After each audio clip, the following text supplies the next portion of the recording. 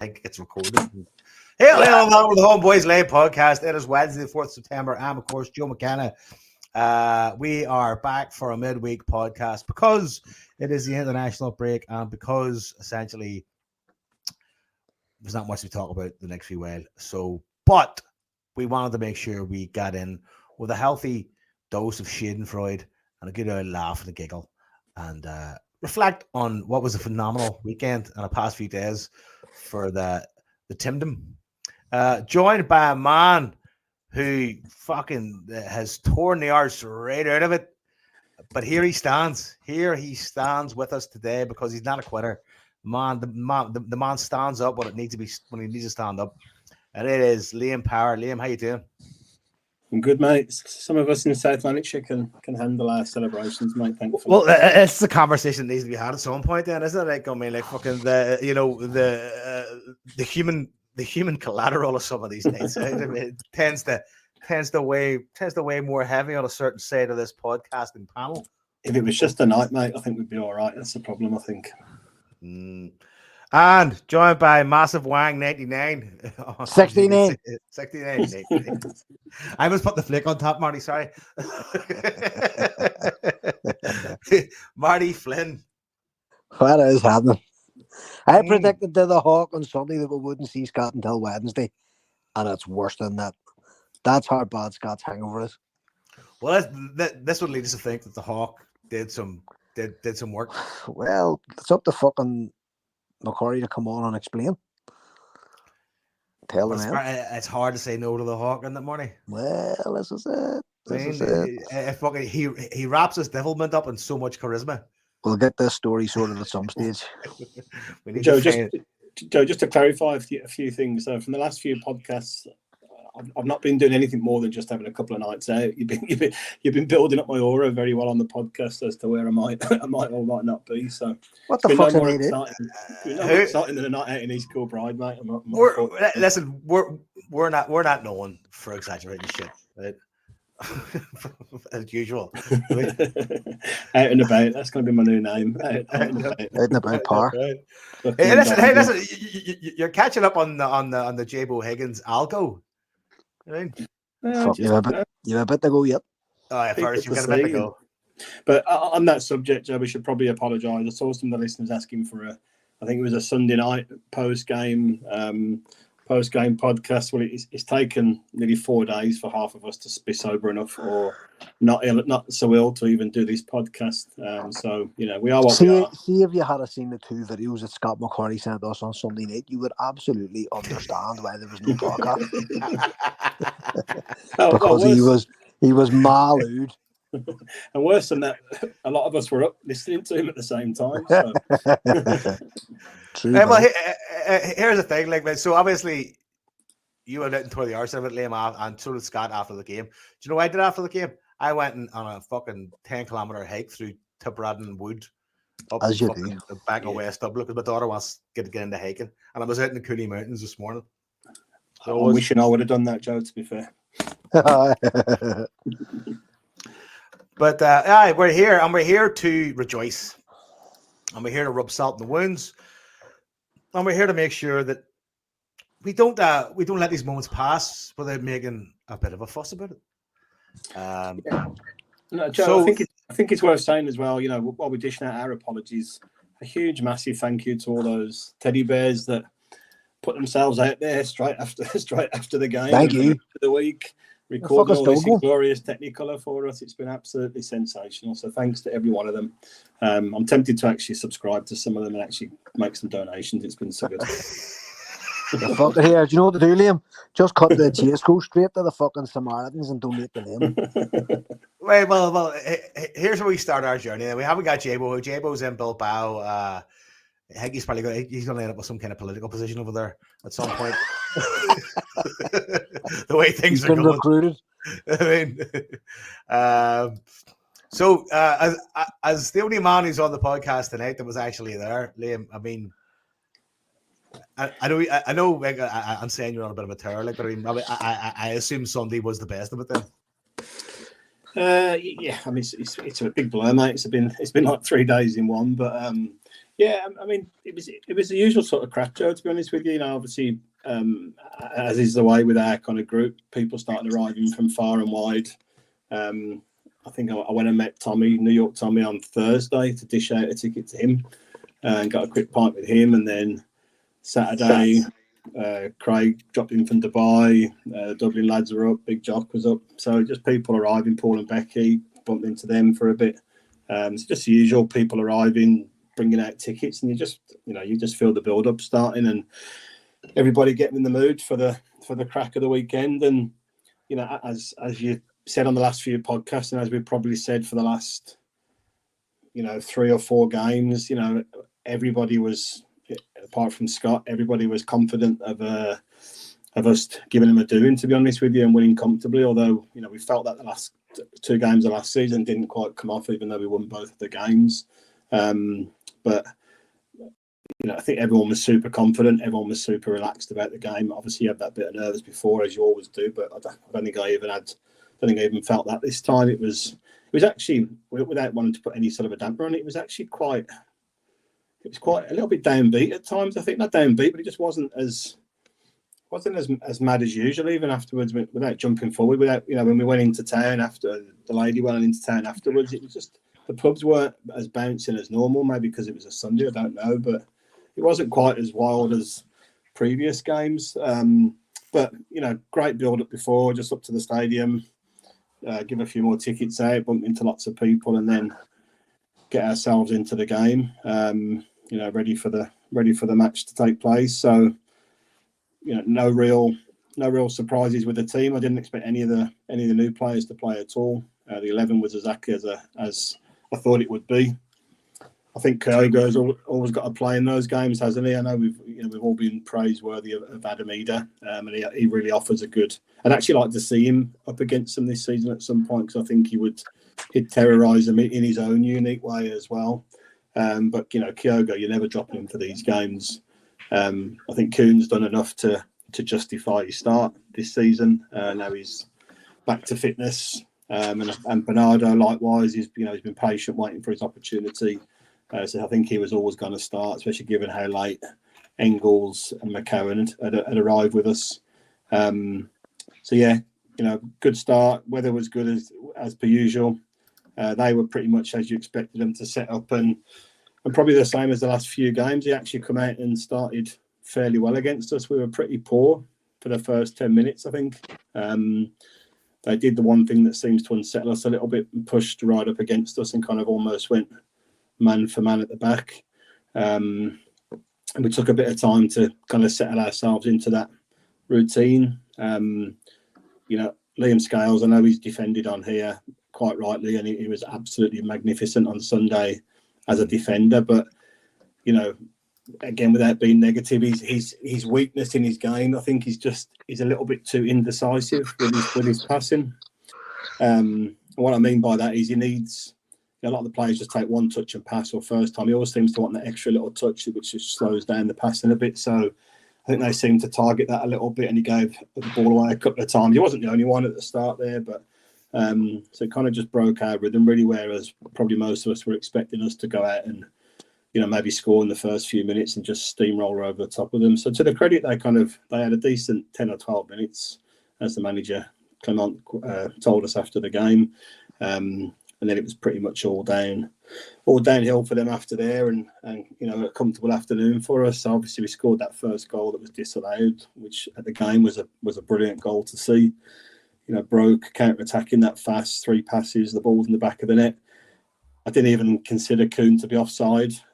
You know, when the VAR came up, I just assumed it was Kyogo, but we saw quick highlights of the goal up on the screen. So Kyogo looked a mile onside, so you're a bit confused as to where it came from, and I don't know. We'll maybe cover it in more detail later. But I think one of the stripes on Bernardo's jersey was offside. I think that's pretty well. I mean, I didn't watch it at TV. Obviously, I've been Sky this season, which has been great because I've not missed it one iota. You know, other than old Jason's pals meltdown after the game Sunday. But it looked to me from the stills I've seen, like they took the line from his arm or his shoulder, but I didn't think you could. His shoulder, I don't think his shoulder to me. Yeah, I texted in the group and I was watching straight away. I was like, "Is shoulder offside? Is that possible?" Obviously, it's possible, but I mean, like you're like, "Fucking hell!" I thought they said something like they don't use it. They don't use it from a part of the body that you can't score with. I suppose the shoulder you can score rather than the arm. But maybe that's what it was. But I mean, even so, it was incredibly tight. And listen to one of their podcasts this week. They actually all come out and went, "That was us. We'd be raging. That was too tight to call it offside." Surprisingly, so yeah, big disappointment because it was such a good goal, and I've been really pretty desperate for Kyogo to score this season because he's been tremendous in parts, but just he's missed some sitters by his standards or his recent standards. But again, we didn't have to wait very long for the goal, which was good. Just some great play down the side again. A bit of an Ange goal, in fairness, wasn't it? Really, that whole get to the byline and pull it back, and Mieda proper. Not sure what he was doing. A bit of breakdancing there, a bit of a tribute to you, I think, in the box. And I mean, Tavernier, that still that they have of Mieda scoring and Tavernier behind him that was shared on social media yesterday, I think it was, is absolutely incredible. It's now my phone wallpaper. It's amazing, mate, and it's just like we'll get onto it more later. But you just kind of like, why do they let him play in that fixture repeatedly here? It's he has checked out, man. He's checked out. Yeah, he has, and we'll come on to him a bit more later. And then once the first goal goes in, then there's only one outcome from there, really, isn't there? And the Kyogo one, the second goal. I mean, I'm still at the game. We were talking about it all along. I'm still struggling to see how he beat him from 25 yards along the floor. I mean, it was a brilliant finish, and he placed it really well, and he put a bit of power behind it, but no goalie should be getting beat from that distance along the floor, and especially not a £30 million England #1 goalkeeper. Some of the passes on the pitch were stronger than that shot. Yeah. And see them cartoons that come out after. I sent to Jason. He's like, "I don't get this at all," but the boy showing Kyogo putting the ball with a golf club straight past the goalie, I thought it was brilliant. I love those ones. Those ones are brilliant. Yeah, it was good. But at the game, you kind of like, fuck, how did that go in without Butland saving it? And again, you're just expecting an onslaught from there, really. And I just thought we were in control the rest of the game. We were. The irony was, it was probably our least good performance of the season out of the 4 league games so far. We were good lots and lots of times in the game for spells, but we weren't as. I think the previous 3 league games, we've been brilliant from start to finish. Almost, we've been relentless. I think it's probably the least best we played at the 4. To try and keep it positive there, and we still, won 3-0. Goal disallowed. Kyogo, the one who went clean through. You just expect him to just put it down the side of the keeper there as the time. But for him to head it low and just put it under his elbow. Yeah, it looked a good dink, but we were right behind it, so you couldn't quite see how close it came, kind of to the post. But disappointing one, and again, we could have easily had another couple of goals late on. They had that chance as well. They had Tate's chance. I couldn't believe he fucking. Yeah, he seemed to lean back a little bit, didn't he, rather than just put it in. And Bernardo actually was almost too clever with his little slalom run. He kind of maybe just took one turn too many and scuffed it in. But saying to people afterwards, Sunday didn't even feel like a derby game anymore. It's just like playing Kilmarnock or Motherwell or a team like that. And the standard of their team was atrocious. Absolutely atrocious. And do you know what stood out to me, Liam? Right, it felt like the press that they put on us in like the first 10 minutes or so, right? Which, in fairness, was effective to a certain degree. Enough to a point, I was getting worried, going like, "These cons are going to nick a goal, and this is going to become a game." But see, once we kind of push back on that press, and I mean like push back even mildly, even just give it a wee jab, right? It was fucking all over the place. I mean, as soon as we started moving into their half and putting them in the back foot, it was game over at that point. What really surprised me, Joe, about that was that first 10 minutes. I've been bigging up Schmeichel for his 40-yard, 50-yard dink passes that he does, and his passing actually wasn't that great on Sunday. He was a little bit off form in that regard, but we didn't seem to try that one to break the press. Where normally Kyogo can just run and take the ball 50 yards from the goalkeeper. We weren't seem to be doing that, and we kept doing to Carter Vickers or to Scales. But we broke it from getting the disallowed goal. That was the end of the game for them. But it wasn't a great start from us. But onto that theme about it's like playing Kilmarnock. See that 2 or 3 minutes in the first half at the start where the two centre halves pass the ball to each other and then back to the goalkeeper. I mean, see if a non-league team came and did that at our place, you'd be embarrassed for them. Mm. I mean, what are you doing? Like, Celtic are just standing off them, and they can't even attempt a ball forward. Well, there was times in the game though where Carter Vickers just had the ball at his feet, and it was almost like, well, come and take it then. No, I'm talking about the other way, Joe. So I know. We're two up, so I mean, we can do that at that point. We can say, well, come on, you need to come and do this, and it's kind of like they're wasting time at 10 minutes almost. And if you look at the 3 goals, right? I mean, I think the first goal comes obviously from the throw in, right? And there's a bit of good play. And I thought one of the standouts of the game was Nicholas Kuhn. I thought Nicholas Kuhn was fucking brilliant, right? And see, his pace is something I think we underrate, because his pace for that breakaway goal, like you said, Liam, was outstanding. Right? Yeah. The boy is fast as all fuck. Right? He's not made of fast. Then again, made is fucking Usain Bolt fucking levels of fast, right? But the other 2 goals came directly from just pressuring them and winning the ball from them. And see, as the game went on, they had nowhere to turn. Eventually, there was nowhere to turn. You see that I don't know who it was. Carter Vickers was with wrestling with Dessers. Yeah, and just fucking shrugged him off like he was a fucking tracksuit. Yeah, no, totally. And he even did a few runs into their box as well, which you never really see that from Carter. I thought he was going to take a dig at one point, and I was like, maybe for this, I want to show how shady shooting is. Yeah, it was incredible, mate. But everyone's said the same thing. I've listened to a lot of analysis of it. We are so far ahead of them now in every single aspect on and off the park. There's nothing comparable about anything between the teams, the squads, individual players, management, off the field, finances, stadium, nothing at all anymore, which is glorious. It's great for us. So it's all on them there to see what they can do to kind of claw anything back against us. But as comfortable and easy a day as we'll have against them. And here's the thing: for anybody that's out there goes, this is like fucking people who aren't non-fucking Celtic made and don't understand Scottish football or where we're coming from, that would say does it not get boring? Just watch that on Sunday. It never gets fucking boring. The place was fucking jumping. I mean, you fucking Oscar winner Christoph Waltz there going, this is one of the greatest things I've ever seen in my fucking life. I mean, I don't know if you've seen that vlogger that gave away VIP hospitality to some lad. You see this? No, it's Dutch vlogger. It's Dutch vlogger does that. Groundhopper. Aye. Very, very good. But he put in a competition saying, if anybody wants to go to the game with me, have tickets. This boy won, met him at the ground, big Celtic fan, used to have a season ticket, and his grandfather died. His father didn't want to go anymore with his dad, so it kind of fell by the wayside. And next thing, your mom pulls out the hospitality tickets, and the 2 of them's in drinking pints and eating fucking dinner and fucking having a great time. And here's the best part: see the young lad that came to meet him, right? He put money on fucking a 3-0 win and won 330 quid as well. Oh, brilliant! I'll send you the video. It's a belter. Stick it in the chat, man. I haven't seen that. It's good. What a fucking Marty, where did you watch it? I mean, I watched it in the house, and then I was pressured. I walked out the house, everybody's in the car, and I drove off for a fucking 6-kilometer fucking hike. I'll tell you where I watched it. I watched it in Brendan Rodgers' hometown, Carnlough. That's where I was. So we're down the caravan, me and our Jimbo and our Jim's brother-in-law, Bam Neeson, former Irish League footballer. And all the kids were just massive, but Sunday morning special.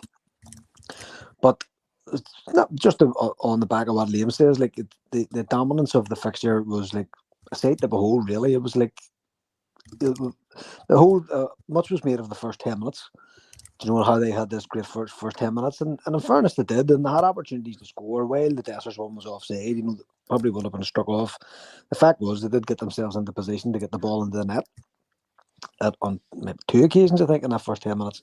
But I was actually saying to the ones who I sit with, I says, why aren't we breaking here? We need to break. Fire that ball up into the wings, and either Maida or Kuhn will charge up. They might not score, but it's going to put a stop to this press that they're trying to that they're trying to implement, and so approved. Like, even though the goal was offside, our goal was offside, you know, that was the end of them. You know, they were afraid then to come forward again in the way they had been, because they saw how easily they were destroyed.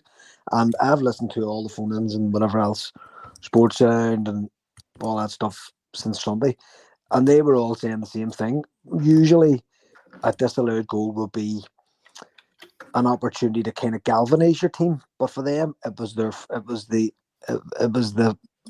marker for them really just to fall apart, because they didn't know what to do then after that.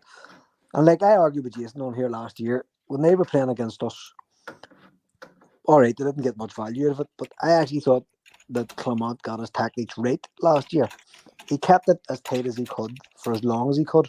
Joe, what the fuck are you doing? Are you tap dancing? I'm trying to update a Facebook thing here. Sorry. Fuck's sake, put your mic off. Right, so the tactics he tried last year was to keep it as tight as he could for as long as he could, and then throw on as many strikers as he could find and horse balls at them, right? And I actually thought, for the state of a squad, that's actually a smart thing to do. Jason disagreed, if I remember last year, we were shooting the odds, whatever else. But yesterday or Sunday was just last chance saloon stuff. He knew they were fucked from the start. So we basically just told them to go out and have a fucking go as quick as they could and try and unsettle us. So it was like a volte face from last year's approach.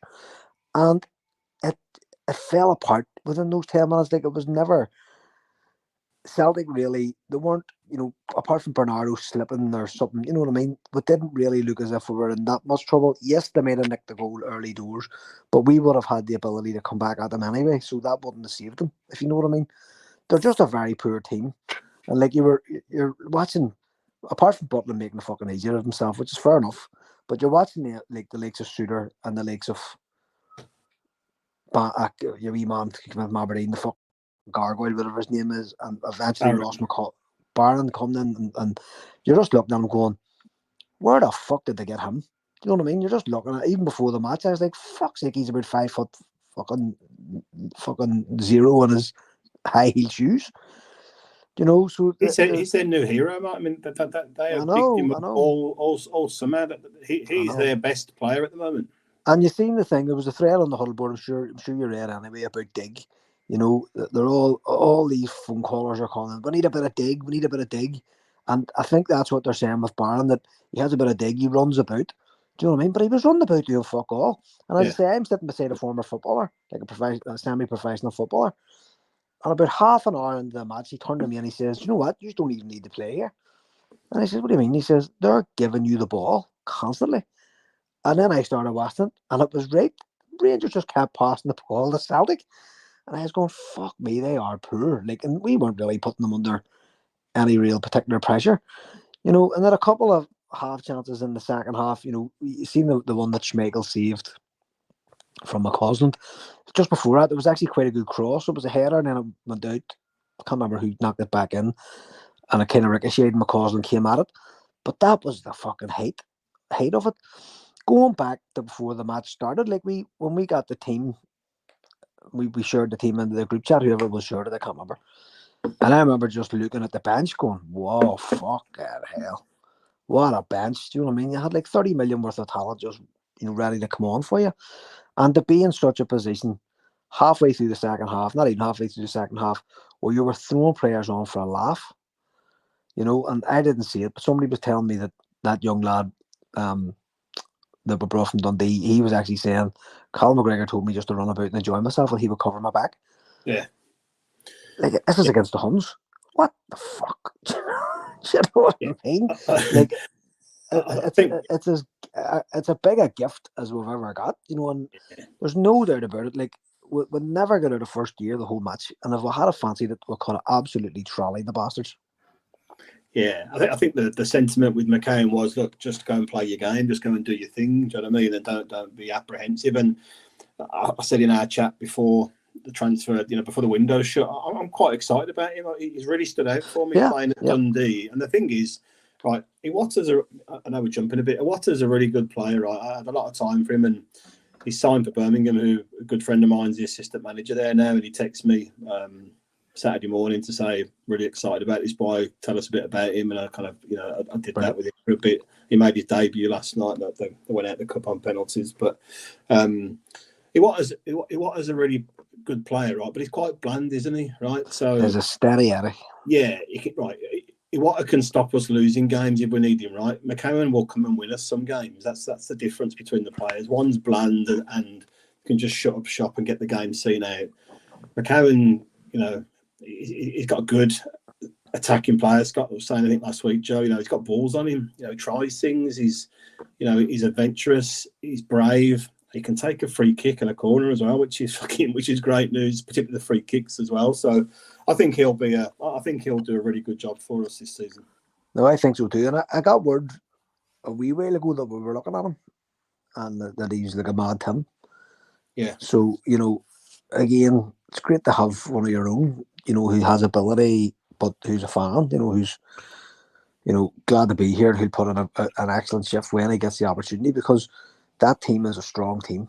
Do you know what I mean? And not every player is going to be able to be kept happy. So if you have players like that who are, happy to come on and make an impact, maybe as a sub rather than starting every match. Yeah, and you know what, Marty? I think the challenge for us is, and again, Joe, I know you and Scott touched on this last week, right? And you were talking about we lost to Kilmarnock last season and we didn't win the treble and blah blah blah, right? Now, I get all that, right? I'm a bit different to that, right? I'm not really bothered about the League Cup at all, and I think we've won enough trebles. We've won loads of trebles. You always want to win a treble if you can. You want to win everything you enter, right? But it's not important in the bigger context for what we're trying to do this season.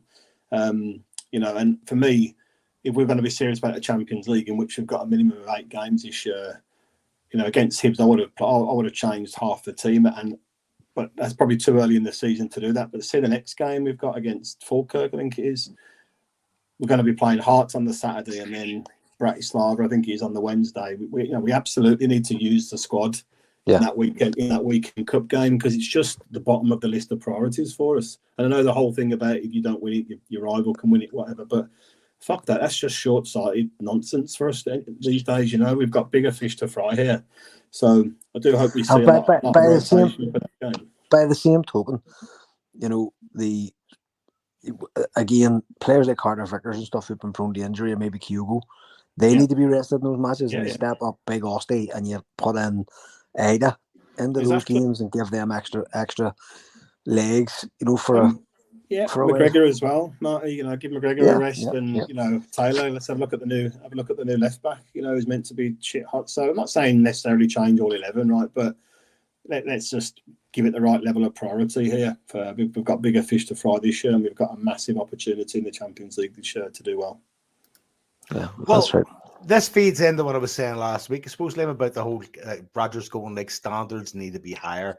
I mean, to the point going like, the League Cup's not a priority. You can get treble upon treble upon treble upon treble, but if you're not making a dent in what is the modern fucking market game, which is the Champions League or some level of European advancement, if you're not playing that game at a certain level, you're just you're just an also ram when it comes to the overall picture. And Rodgers isn't that kind of guy, and that's why I've said, I said last week, I said the way he's approaching this seems very, very genuine, in the fact that he's going like, I'm here to actually make a fucking difference, to this club, not just winning or fucking treble.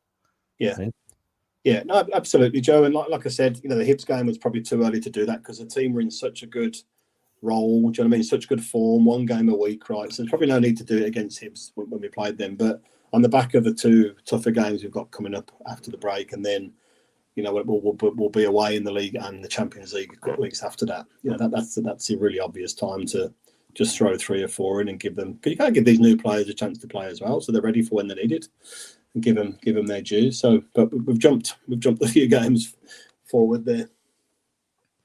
No, what we're here to do is laugh. So generally fucking laugh. But I'll tell you what, there's maybe half a dozen other opportunities as well. The one where Hatate split the defence with I always say this on here, I've said it loads of times, I know I have. My favourite move in football is the Slade rule pass. And Hatate did one to Kyogo where Kyogo chipped the keeper and it went wide. The pass was the most beautiful fucking thing you'll ever see in your life. He just took the whole Rangers defence out, and Kyogo was onto it. And the converse of that, or the obverse of that, is in the first half, Carter Vickers had the ball, and Kyogo was just fucking squealing for it and was away off on his run, and it never came. It was a great run too. Fuck, you were just saying, how did I forget that fucking ball? Because you just can see. But it's easy to see from the fucking telecam that you're playing FIFA. And probably too because Carter Vickers is obviously a fucking defender. He's not used to being that high up the pitch or whatever. But again, Roger spoke after the match and he said, "Look, we're going to go away here and we'll watch the match again and we'll sit down and we'll try and improve." And it's those sorts of things that he's going to see, and he's going to be saying to Vickers, "Look up."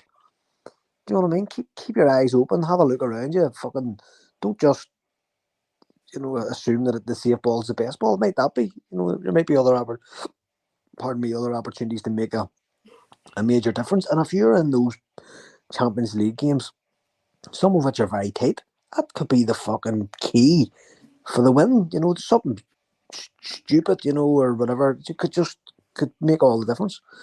But going back to the first half and the goals there, and I actually thought Maeda, and I always say this, but I'm always very critical of Maeda, but he had a great game at the weekend. But at the end of the first half, he looked as if I actually thought he was injured. He was kind of hovering around the corner or the penalty box, not really moving. I he must have got a boot off something. So I haven't watched the full highlights again to see, if he did. But Simon Donnelly was on Clay last night, and he's I don't know, I just heard it, but he said James Tavernier must have woke up the night before that match in a cold sweat, knowing that Maeda was waiting for him the next day. He said he mustn't have got a fucking wink of sleep. I bet he woke up thinking, did you ever see that? Who's that famous fucking Asian actor that's in all the films? He was in fucking Die Hard. He was has a moustache, and he's always sharpening a knife. Do you know what I mean? It's like in the dark, waiting for the morning so he can go. Oh my god! I reckon that's Tavernier going like he's at home, isn't he? Just cleaning his studs, going. Unbelievable! Like, and it's you know what I mean? It's like he's not the best footballer, but he has definitely improved. And good coaching helps. That's the thing. No footballer should come into a club and any club and leave a worse footballer. You should always be learning, you should always be building, you should always be willing to listen or criticise your own game or, take good advice or fucking that. You know what I mean? That should be the basics for any footballer, because we all know the footballers who burn bright and then burn out dead quick. They never their games don't improve, or they show flashes of greatness but it's never really acted on. Marty, see in terms of Maeda, he's I can't remember what I've listened to so many things the last few days. Right, I can't remember which thing I heard it on, but they were saying I can't remember any two players in any fixture in any league where you've seen this continual terrorising of one player by the other. Almost. I can give you one fucking example, Liam. I can give you an example. Barisic and fucking Abada. Not on the numbers though. It's as if they've taken the fucking mantle off them too, because the goal that Maeda scored was the Abada goal, nipping in, and putting the defender on his hole, and that was the picture Joe was talking about earlier about being your phone that Celtics put on their Instagram is now everybody's fucking phone cover. So it goes to show you that the Rangers have really when I studied history at school, there was a fucking line about the Bourbons in France, right? When they restored the Bourbons in the late 1800s, there was a very famous line about them. And the line was, they learned nothing and they forgot nothing. And that's Rangers. They've learned fuck all, but they forgot fuck all. They're still the same stupid cunts they've always been. Do you know what I mean? And they're showing no signs of progress. Clement has been completely found out. Do you know what I mean? He has been... I'm sure we'll talk about this in probably more depth, but the lines about the stats of the match and stuff like that, and some Celtic bloggers and fucking people like that have fallen into the same trap as far as I'm concerned. But anybody who was watching that match knew that Celtic were in complete control, and in fact would have been quite happy for Rangers to take the ball off them and keep possession and have over 50% possession, because they were never in a month of fucking Sundays may a fucking meteor had hit that pitch and killed all the Celtic players, Rangers were not winning that match on Sunday from the word go. You know, anybody could have seen that. And for a change, their own fans aren't buying it now. They can see. This is what I want to come to. I mean, like, they need to start changing that fucking song to Penny Dropping Arcade instead of fucking Penny Arcade, because it has landed on all of them heavy duty, right? I mean, it was they were busted and deflated by fucking the cup final, obviously, right? But to them, they were robbed, right, because of the disallowed goal and fucking Celtic did what they do. Right? But see on Sunday, like, despite what the stats may say, despite what Graham Souness might try and say, or anybody might try and say, or fucking the best one was Clement getting interviewed and fucking Desamedas in the background playing with his kids on the pitch. It was fucking brilliant. That was one of the best pieces of video. Playing sprints were they? Well, you know, it was like greyhound racing. It was a rabbit. The kids were that fast. It just looked like it was Dejan running back and forth. Fucking the electric herbs rolling around the fucking side of the pitch, and they were all fucking trying to catch it. I reckon Dejan made is the Japanese version of that kid from The Incredibles with a full family. That fucking, what's his name? The wee kid that could just fucking move fast as fuck. Anyway, do you remember that Nakamura used to do a 10k after every game? Remember? Yeah, yep. We used to do. Fucking Mieda would be doing a fucking half marathon then. No danger around in 5 minutes. Do you know me and Zoe were at St Johnstone last season, I think it was. And we picked Harper up and took Harper, right? And we were the last to leave because we were waiting behind for autographs or photos, whatever, with the players. So we just stayed in the away end for a bit, right? And Mieda and Hitati and Mieda come out, right? And they did this really, I don't know if you've seen this before, they did this really odd thing where they power walked round the outside of the pitch. It was the weirdest thing ever, like a warm down. And they had flip-flops on and big jackets. And just did this real fast fucking power walk around the edge. When you say power walk, do you mean like that weird Olympic thing? It was almost at that level, honestly. They were fucking rapid, man, going around there. Okay, I'll tell you what, well, the two can't hope to keep at it. Do you know what? There's something about fucking Japanese detail. I think that fucking when it comes to athletes like that, there, it's just fucking. At the end of the day, those two, like the three of them, are high level athletes. Not only in the way that they can, play the game and have a sustainable physical career, but also in the way that they approach how they do their job. I mean, it's fucking. Like, I've always wanted to know what that thing Hatari does before the game is, where he lifts his leg up and puts his hand up, and we're going, "What the fuck is that?" Who cares? Just as long as he keeps. I care because I just go. But as long as he keeps. I want to know what it is. I want to know what it is because it seems like it's something. I don't know if it's a religious thing. I don't know if it's a fucking spiritual thing. I don't know if it's just fucking him. He's I don't know. Who the fuck? Well, fucking whatever. I don't know. But it's just it's those cultural things that, like, I mean, I don't think I've never seen a football player work as hard and as effortlessly as well as Desameida, right? Oh, I don't know. I don't know. I've seen plenty of high energy football players, right? I remember Arjen Robben used to get tackled sometimes, just bounce off the fucking ground, back up and run. And I was going, that's amazing. See, Desameida, like, I mean, see McGregor's goal. Maida starts that move on the left wing. Yeah. Right? He starts on the left wing. He drifts into the middle of the box. When it's clear that the ball's not coming, he just advances and see when he hits. I don't know if it's the amount, who the fuck it is, a proper or something that he reaches. He just quickens pace to a fucking point. You're going like, is this video fast forwarding? Wins the ball off fucking McCausland, who is, by the way, is fucking not a great football player at all, right? Bounces it to McGregor, back to him, back to McGregor, and then away we go. And for his troubles, Maida gets fucking booted by McCausland, right? But guy started in the left wing, and within, I don't know, 2.53 seconds, he's winning the ball off McCausland and giving the ball, doing a 1-2 with fucking McGregor. You're going, what the fuck? He's insane. Like Jason's always bigged him up, right? I've been critical of him, right? He's not a traditional winger, right? He doesn't dribble around people. He doesn't cross the ball naturally, right? He does practice. Back to Marty's point, he does practice that a lot. When you go to away games and you're there early, he's practicing that exact thing all the time. He's getting past the ball down the wing to him. He's trying to cross with his left foot because he's obviously not left-footed. But see, I was set up quite high in the north stand on Sunday. It's fucking insane. The ground he covers, the different parts of the pitch that he was running into. And he loves leaving one on people as well, not just winning the ball. He loves, getting stuck into people as well. He was brilliant on Sunday. He was just incredible. I've never seen anything like him. But the bad thing is, Liam, right? See, even if he lost a yard, he'd still be one of the quickest players in the fucking pitch. Yeah.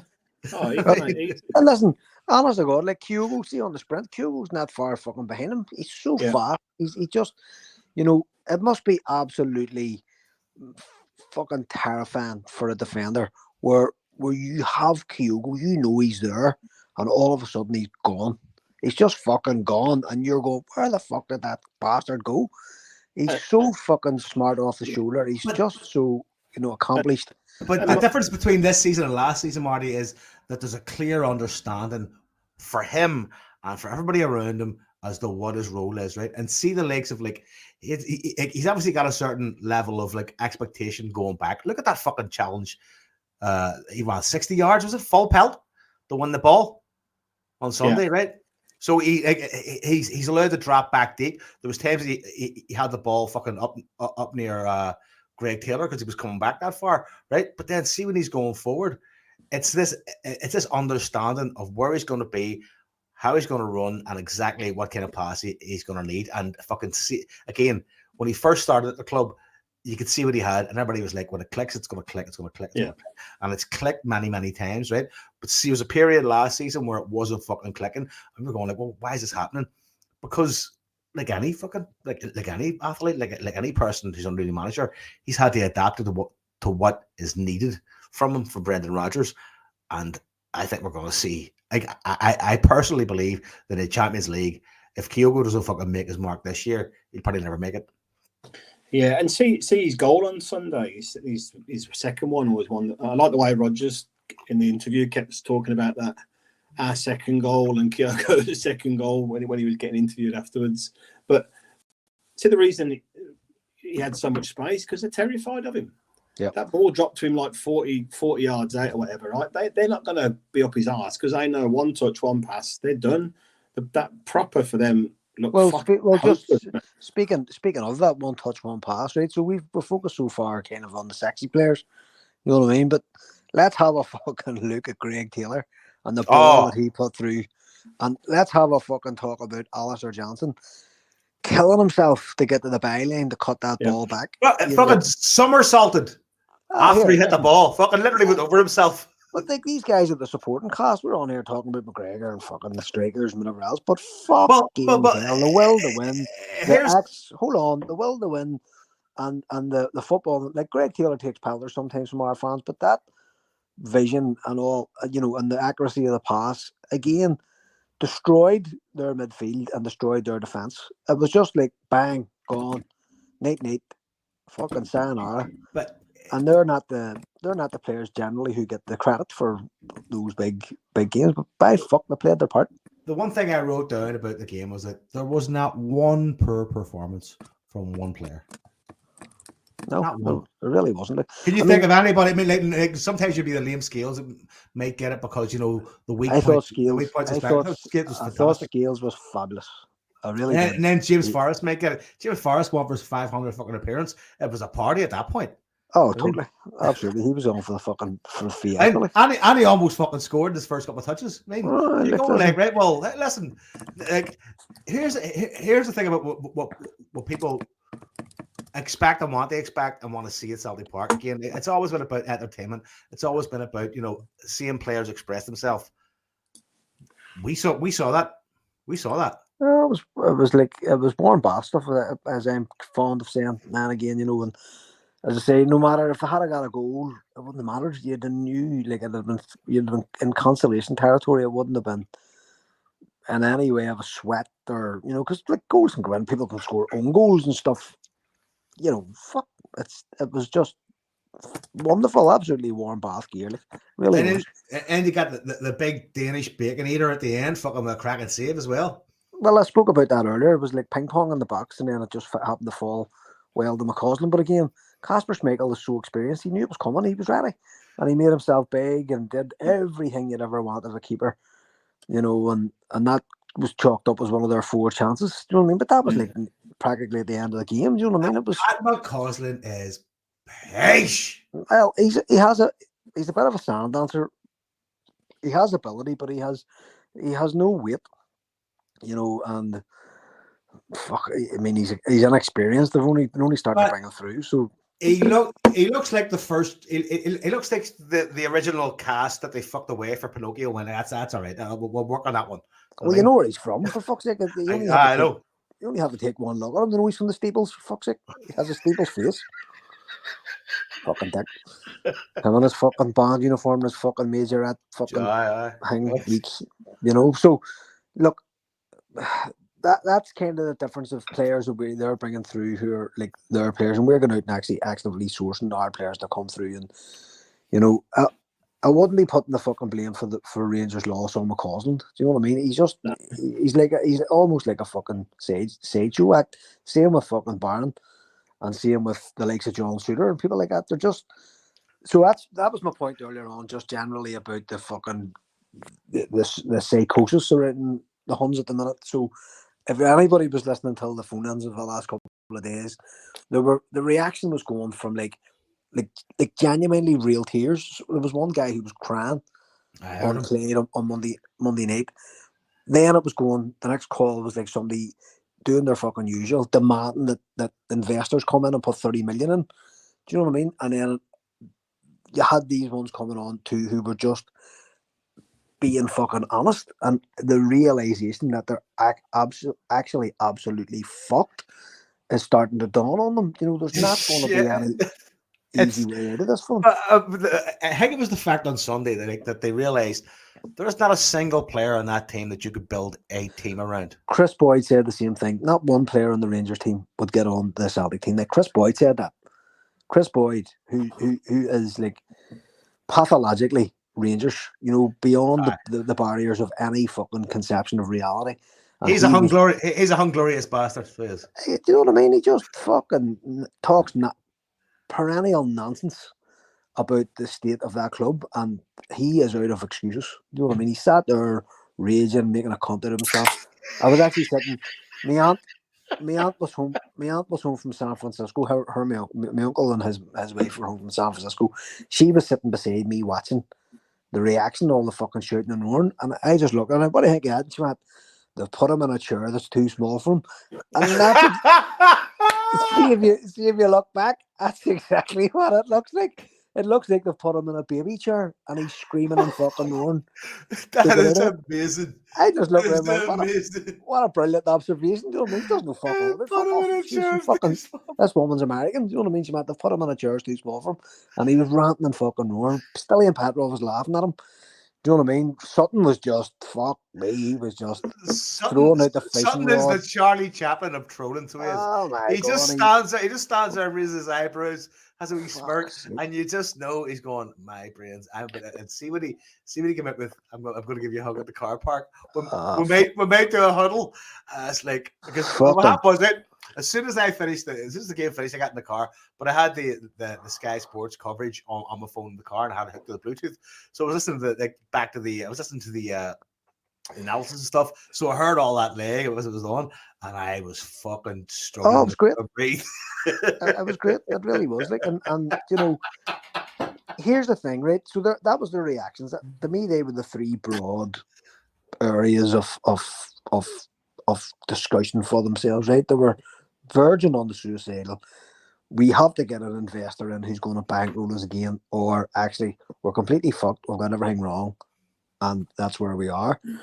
And like, if you were like, they don't have the balls to do this, right?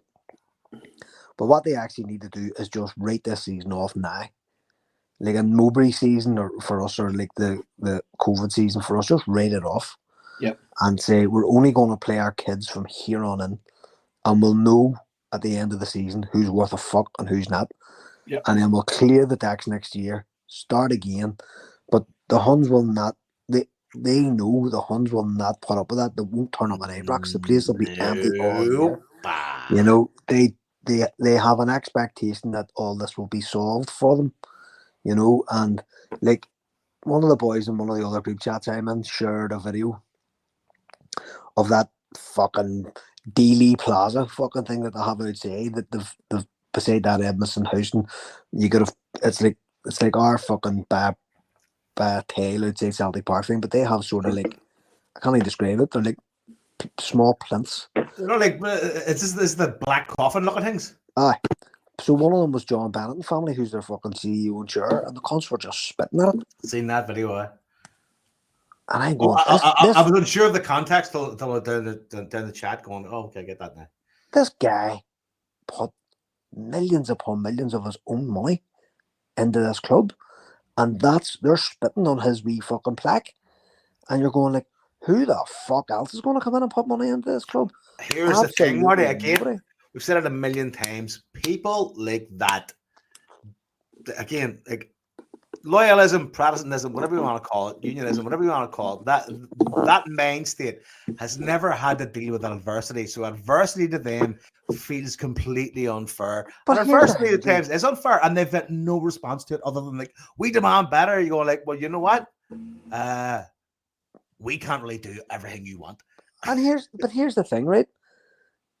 That summertime next year, it's going to be 25 years since Martin O'Neill took over Celtic. That's a generation, right? And everybody talks about the generation domination. We're in the middle of it. That was a generation ago. They went bust more than a decade ago. Their old club died a dozen years ago. And they have not learned one fucking thing from any of those experiences. Like they haven't, and their entitlement is their downfall. Totally, fucking hell. Now, maybe a dozen or maybe 2 dozen of them turned up outside Ibrox to shout and roar at their team, which they're fucking perfectly entitled to do. But see if that was us, that team bus would have been flipped. There would have been hundreds outside the fucking ground going mad if our fucking, like, could you imagine if we were 25 years into what they're into? But the fucking town be wrecked by Celtic fans. We wouldn't stand for that, but it's for different reasons, and it's a different approach.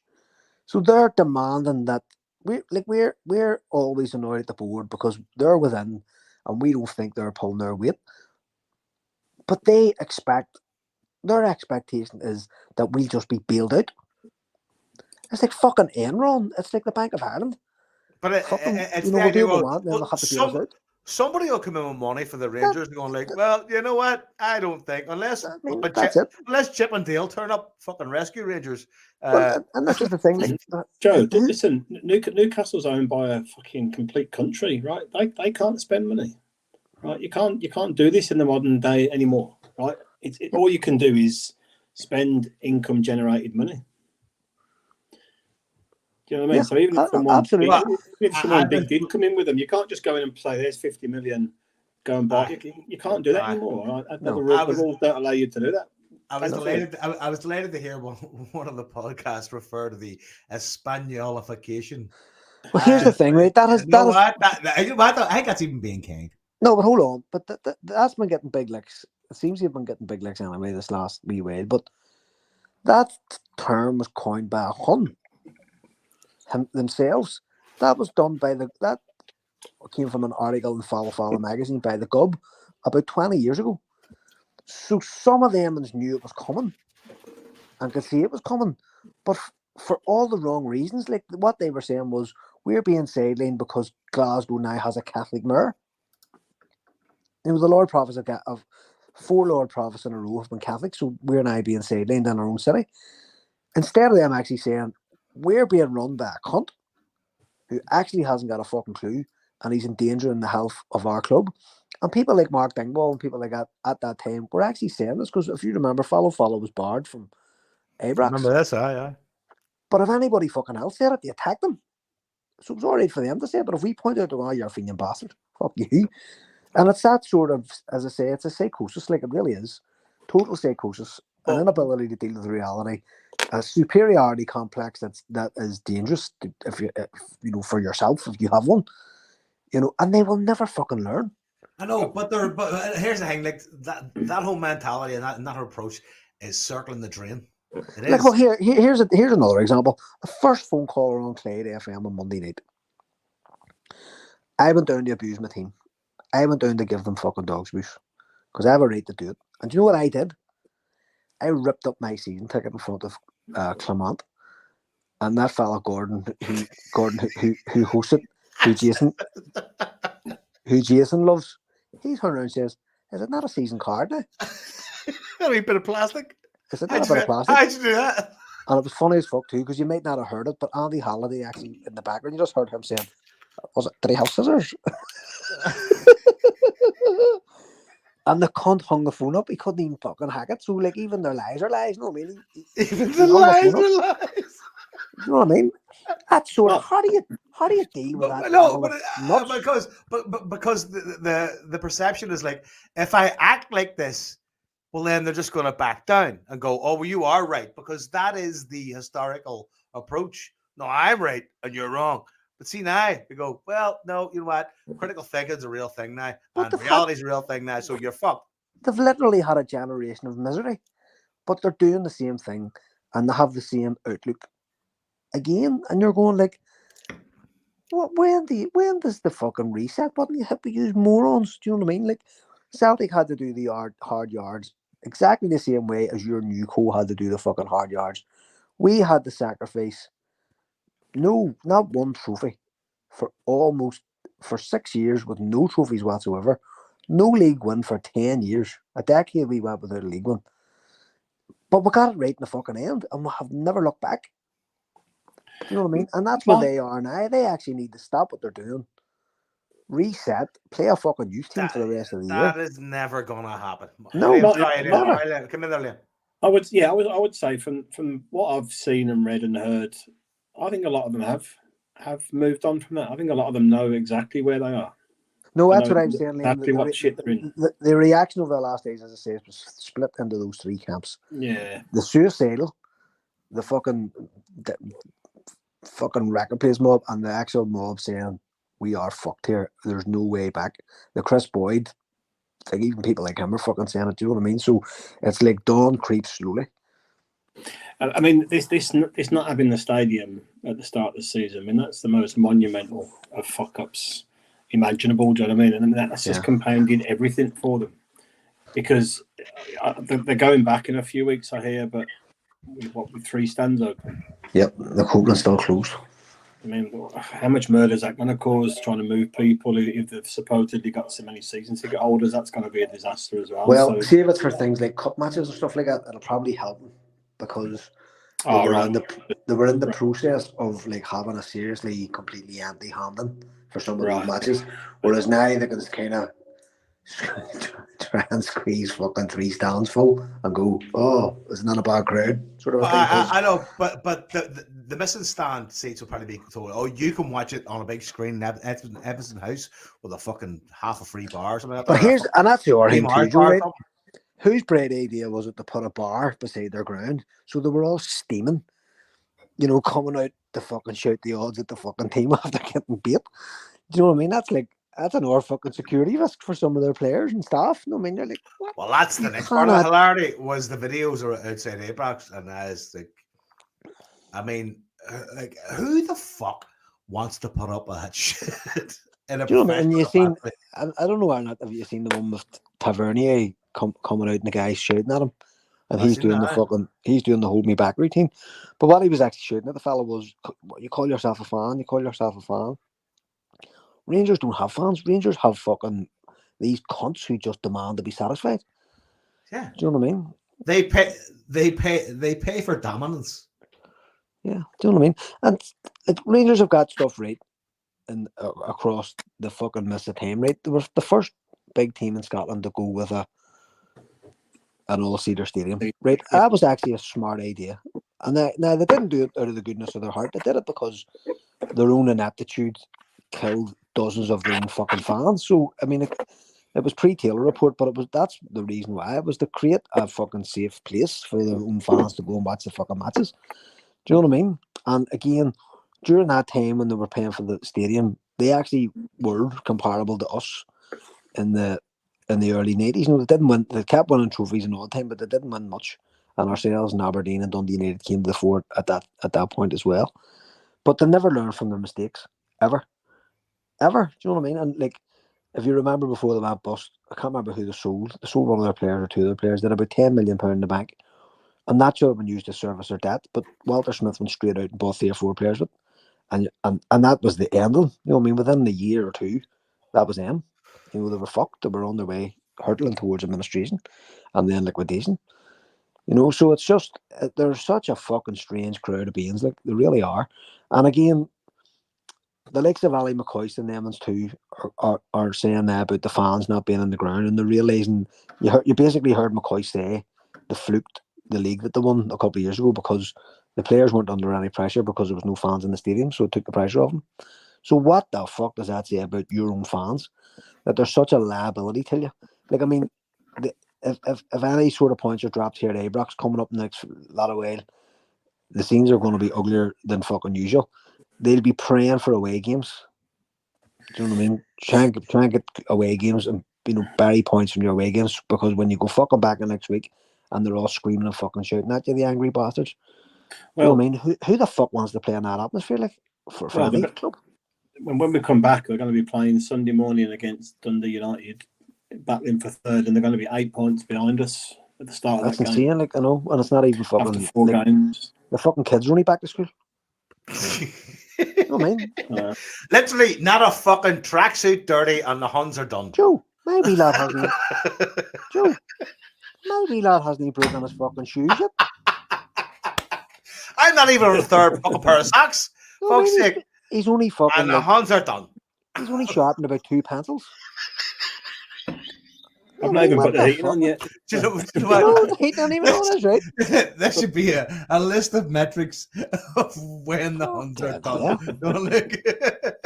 Is the heating on? Is your Christmas tree up? Are the Huns done? Is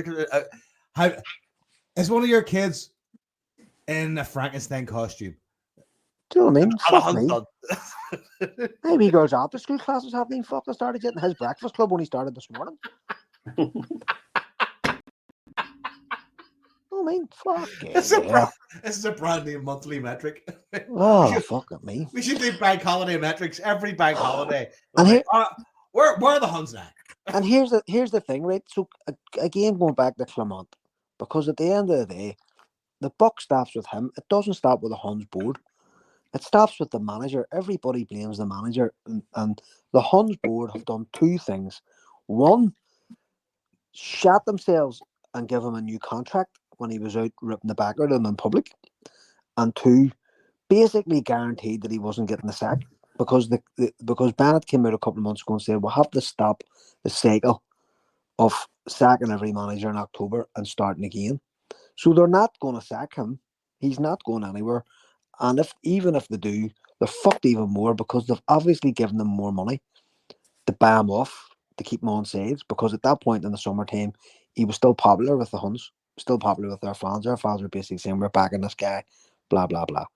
Right? So the honeymoon period of that summertime is over. They were looking last year going, he kept us close, cup final the last minute, blah, blah, blah, 3-3 draw, blah, blah, blah. But it's been stripped away now, because rightly, in any club, you would be expecting, we'll get the summer behind us, we'll get a couple of new players in, we'll go again in September, he'll have us ready, blah, blah, blah. And it's all been fucking stripped away here, as I say, before fucking, you know, the blackboard fucking is dirty with chalk. Do you know what I mean? It's like he has been shown up already. People who you would be expecting, who would be out batting for him, are not. They're saying, no, we're fucked here. He's coming out and using it, as I said earlier on, the statistics lane. And if see, in a way, I kind of understand why, right? So you want to protect your players because they're your fucking players, right? You haven't got no war players. The fucking, 1, they've no money, and 2, the transfer window doesn't open for another 4 months. So these fucking fuckheads that you have under your roof are all you've got. So there's no point in slaughtering them in front of the world. So there's 2 things you can do there. 1, you can bum up Celtic and just say Celtic were amazing, blah, blah, blah. But that's the sort of shit in Glasgow that gets you fucking death threats, right? His own fans would slaughter him for bigging up Celtic. And so the other thing to do is to kind of mask it and say, well, blah, blah, blah. And I think that's what he's trying to do. The stats show that we weren't that far away, blah, blah, blah, blah. But the problem is, I actually think that the fucking cunt is saying that behind closed doors. Because behind closed doors, he should be knocking heads together and fucking generating some sort of esprit de corps. And, well, yes, we're shit, but here's what we're going to do. Here's the way out, and here's the plan. I don't think this fucker has it in him. Do you know what I mean? You just look at him and go. But he's got no choice, Marty. He's either trapped or he walks away. But I think the shit that he's being called out for, that he's saying in public, I actually think he's saying that in private. Do you know what I mean? That's the fucking nonsense I think he's using. You think he's that deluded? I really do. There's nothing separating this fucker. This cunt celebrated a 3-3 draw. This fucking dickhead 2 weeks ago was out jumping. He did the bouncy with Mrs. Johnson. What the fucking hell was that? Because you've got to feed the fucking natives, haven't you, to a certain degree in that job? No, I think he's playing it wrong completely. But no, you don't. And here's the thing, it's like Alex Ferguson the year fucking Aberdeen won the cup, and he just went on and slaughtered his players after winning a cup final. That's right. Remember that, That's management.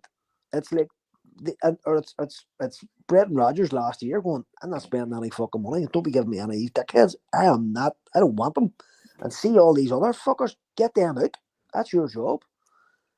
That's management. It's not saying, oh yes, we have won 4 shots. I know, but it would lead you to believe then that all they do is hire yes men. Well, here's the thing, right? And it's a perennial as well on the huddle board. There's a section of our fan base that for fucking some reason seems to think that Rangers do the job well. Right? They go and pick their man, they go and get him. Like Chris Boyd said, fucking Philip Plant has more control at Rangers than Brendan Rodgers does at fucking Celtic. But it's true, and it was proved in the summertime, where when he came out and said, this is not the job I was sold. But 5-6 days later, all of a sudden he signed a new deal. So you know what had happened. They had actually went to him and said, listen, you're right. We didn't sell this job. All this other shit's happened in the meantime. We didn't win the league. We didn't get access to the Champions League. Our stadium's fucked. So to make it up to you, here's a new deal. Here's more money. And he's went, take the money and run to you, baby. Exactly. Take the money and run to you. He's went, right, great. And now I have more fucking money, but I can still walk away and I fucking want. It's not going to make any odds. It's not going to make any odds to me because you just said I can play in the stadium or I can play in fucking. You know what I mean? It's insanity.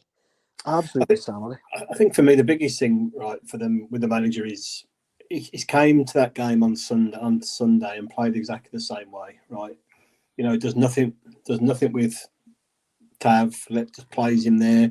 Even if you played 3 at the back, even if you put Sterling in as a right centre back and played Tav and the other by that young kid as wing backs, just try and do something to counteract what Maeda's going to do to you. But it does absolutely. Yeah, you put Tavernier in right midfield, you put Dujo and Sterling in behind him and say, if Maeda runs past you, half him, take him out, and if you get the ball, give it to him because he can cross it and throw crosses in from the wing.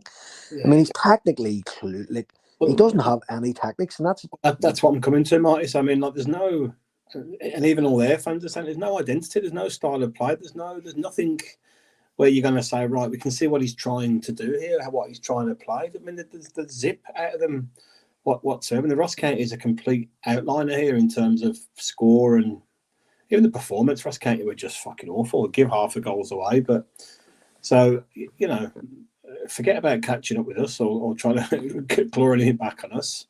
They'll be doing well to beat the likes of fucking Aberdeen and Hearts and Hibs. So but imagine saying that out loud. We had the best result in 5 years last week.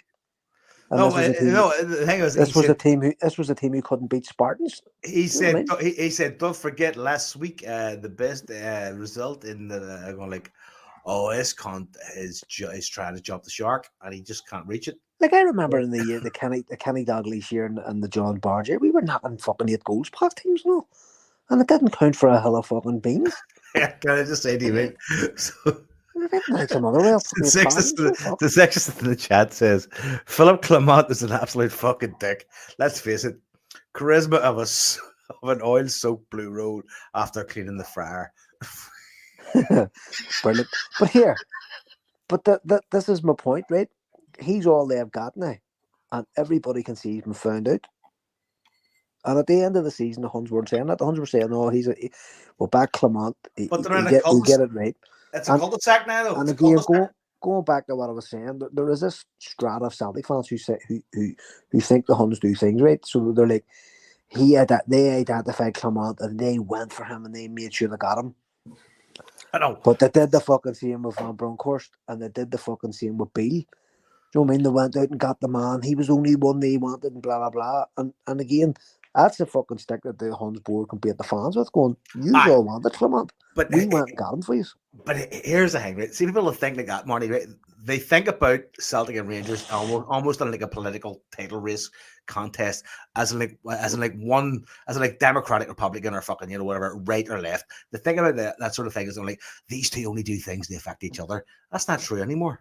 It used to be true, right? We're out of it's not true. Fucking, we are playing a game again. Back to the Rodgers trying to break standards up. We are now playing a game that is the fucking essential idea of like a career step up. I mean, we're trying to go to fucking, say we're on level 5, grade 5.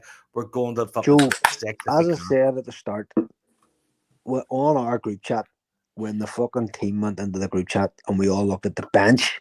Yeah. And went, we didn't even look at the first team. Everybody just looked at the bench, man. Holy fuck, love that bench. Harbour was the same. Do you know what I mean? It was just like 30, maybe 40, 50 million on the bench, just ready to come on. Yeah. Do you know what I mean? I don't know how you would quantify James Forrest's fee. He's never been sold. But fucking hell. And Brendan did what we thought he was going to. He gave James Forrest his 500th appearance. He gave Luke McKinnon his fucking debut at Saltley Park against the fucking Dark Forces, and let a boy live his dream, right? And he gave Ingles the experience, going like, go out there and see how it suits you. Oh, do you know, Marty? Look, see the team, see the bench, see the players that didn't even make the bench. Exactly. Right? Scott Bain, Navrocki, Welsh, Valle, Home, Yang. Valle was on the bench, Joe. He was.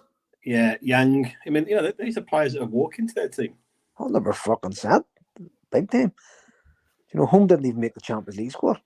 Yeah. On genuinely unbelievable times, like, and it's not getting any better for them because their runs back to front and for all the fucking concerns that we have about our club, no, we are all right. Do you know what I mean? We're fucking sound. Do you know what I mean? We're not really in any problem with a fucking settled squad. We have a proper football manager. I don't give two fucks what you think about Brendan Rodgers. I don't care if you call him a rat or a fucking whatever the fuck. That man is an elite manager. But are we not at this point completely over that fucking hurdle? Anybody that holds that resentment right now is a juvenile. Well, my attitude is it's up to fucking sales. I don't care. I know, but some constantly be called it, right? Listen. Well, look. See if you don't think Brendan Rodgers is doing this for Celtic at this point in his career and doing what he's doing and making the actual moves that he's making, and as we see things progress, if you don't think this is a Brendan Rodgers project, this is the way I look at it, right? I think Brendan Rodgers has come back and gone like, you know what? I've unfinished business because I wanted to raise standards. Well, I think before he realized it wasn't possible, and I was going like, well, now it can be done. And you know what? Could you think of a better architect going forward? Well, we haven't really talked about the transfer window. Well, that's that now, yeah. Because we were sweating on it all summer, and you know what I mean. We were trenchant in our own criticism at times as well of the club over the summer. But like, maybe Scott wants to do like a rate your fucking transfer window or something. I don't know. But I did it last week. You didn't cover it in detail, I suppose. It was just sort of because it also hadn't really closed. The window hadn't really closed anyway. We were fucking talking last week, or when the pod was recorded last week. But credit has to be where it's due. And Scott banged on last year about the size of the squad and needing to get people out. And I'll tell you what, I've never seen a fucking rid-out job like it in my life. It's freed up millions upon millions of funds, both in transfer fees and in wages. Fucking millions. It must have been 15 players went out the fucking door. And we haven't suffered from it at all. In fact, it's pulled the squad together because Rodgers now has a chance to focus on that smaller group that he wanted. And he got the players in that he asked for. Do you know what I mean? He got Engels in, and he got fucking Trusty in, and he got fucking whoever in McCann. If that was a signing of his, I'm not sure. Do you know? But certainly the broader picture, Kasper Schmeichel came in. You got the keeper who's going to take over fucking Kasper Schmeichel. When did that ever happen at Celtic? When? Yeah. Like, this is the club who fucking coaxed Paddy Boner out of coming out of a fucking retirement. Do you know what I mean? Like, when did you ever see that? It has been a brilliant summer. Like, and we all were fucking feeling it. We were worried and blah, blah, blah as the season had started. And obviously, we hadn't got players in maybe that we thought were coming in. But I think starting back and looking at it in the round after the window, we're fucking sound. We've spent 30 million. We've got 30 million in for one player. So that's that covered. Do you know what I mean? It's astonishing, actually. It's been good, Marty. It's been, you know, I made a declaration on the last time I was on the podcast that I was just holding my water until the transfer window's shut. Do you know what I mean? Because I've spent too many of them fucking driving myself crazy with it. I'm really glad I did that because it worked out well in the end. Do you know what I mean? And you would have sent yourself to Lally if you were looking at it insanely every day because we did all our business right at the end, I guess. But the O'Reilly transfer is a case in point, right? So we all knew Atalanta were in for O'Reilly, but it was a game of high stakes because Celtic weren't accepting what they were being offered, right? So that could have went several fucking ways. If we hadn't have taken that offer and no club had come in for him, you look stupid then because you're going, well, you should have took the fucking offer because it was decent enough. Kind of, I think. But the two things there were, you know, one, the player himself looked really, really happy and settled. He wasn't like he was agitating. So I think you could have took the risk of it. If he'd have stayed, I don't think it would have been a big deal. And secondly, I think if he would have stayed with this team, with this draw, he'd have shone for us in the Champions League this season and he'd have got whatever move he wanted almost, you know. But I was arguing that Celtic are waiting on an English club to come in for him. That's what they were doing. They were waiting. His profile was lifted up enough for other clubs to be going, why is everybody interested in this guy? And then actually taking a look at him. And first of all, Southampton was mentioned, and you know, then next thing, Brighton came in. Once Brighton showed their hand, they were all in. You know, we want them. Here's the offer. Personally, I think we had a value that was. I think we were clear that we wanted to break the transfer record. Do you know what I mean? So I think we wanted to break the Tierney and the other. I don't know if we had more than one, 25, the Tierney one. And I think they've paid us something like 26 with 4 million of add-ons to come. So I think that was our magical figure that someone had to reach. I just don't think Atalanta got there. I mean, what did they bid 4 or 5 different times? But they're selling players for 50 million plus to Juventus in the background. So, you know, they've got to put their money where their mouth is if they wanted him. And I think Brighton were just more decisive in terms of what they wanted to do. And on paper, it was a great move for him. And it's really sad the way it's started off for him. You know, really, really poor. But you know, it is what it is. I just wish him a speedy recovery. But you know, great business for us. I mean, it's the perfect representation of what we are. Well, it covered everything. You know, trying to do. We covered all our outgoings with our outgoings. You know, with our incomings. You know, the Rayleigh transfer, Kuhn, fucking Bozeman Law, Mickey Johnson. That's all covered. All the fucking money that went out. Yeah. Despite breaking the transfer record, yeah. Fucking. But I think the significant thing we've done this time, Marty, which is the thing we had to do for Brendan Rodgers' sake, is we've gone out and invested proper money in a prospect. Do you know what I mean? Like, you know, either we can argue the toss about whether he was too expensive or not. He's a proven player now at Celtic, right? He might not be everyone's cup of tea, but he's come in, he's scored big goals, big games. He's shown a complete different side to his game than what we've got from Kyogo. So he's proven himself in a period of time at Celtic. So you can argue all you want about a couple of £1 million, but you know that is what it is. But to spend that money on Engels, and Joe, when Scott was reading out the little summary of him on the last week's podcast, you'd be like, "Fuck me, this guy doesn't sound too like anything special at all." Do you know what I mean? But obviously, there's much more to that than what you kind of just read and seen. So I'm really, really intrigued to see, you know, what he's got to offer. I didn't think you saw too much of him in the game. You know, he made some good runs. He wanted the ball. He was confident. But we didn't really see much about his style of play just yet. And he's played so many positions.